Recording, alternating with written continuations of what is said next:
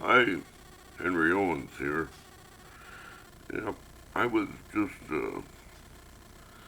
out here chopping some kindling because I was low, so I thought I'd chop up a bunch. Last me for a couple months. And as I was chopping, I could hear the old Bigfoot. He was yelping. Yeah, he wanted me to come. I knew that because, well, if you hang around a Bigfoot long enough, you find out that they have a language all to themselves. Yeah, they yelp for some things, they grunt for other things, they growl for other things. They growl. When they growl, they mean to get the hell out of the way. But anyways, he was yelping for me to come. Oh, and they do some knocking on the trees like you would a telegraph office.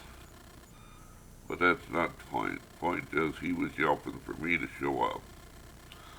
So I yelped back to him, let him know that I was on my way. So I reckon I better put down this axe and get going. So I grabbed my rifle and put on my pistol, started headed out that way because he sounded like he was quite a distance. So I headed out that way. Oh, about a half hour later, I caught up to him. He was standing there waiting for me, and I kind of like, well, what do you want there, big fella? He kind of waved to me to follow him. So I followed him down through this creek bed, and there it was.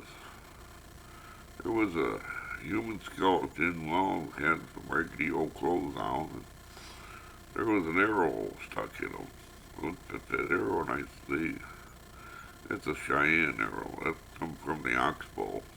Indians from the Oxbow. And I said, yeah, that must be the guy that lived in that cabin at one time.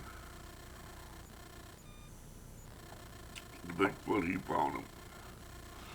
Now, I'm not saying it was him that lived there, but who else could it be?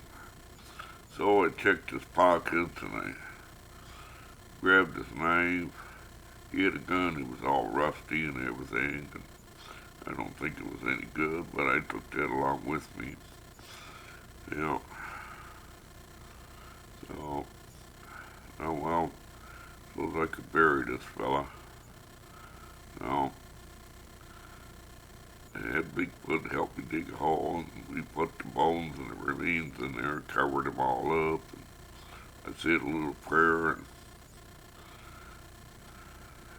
gave the Bigfoot a yelp and a grunt. And he gave me a grunt back, and he walked away, and I walked back home. That's all I got to say about that.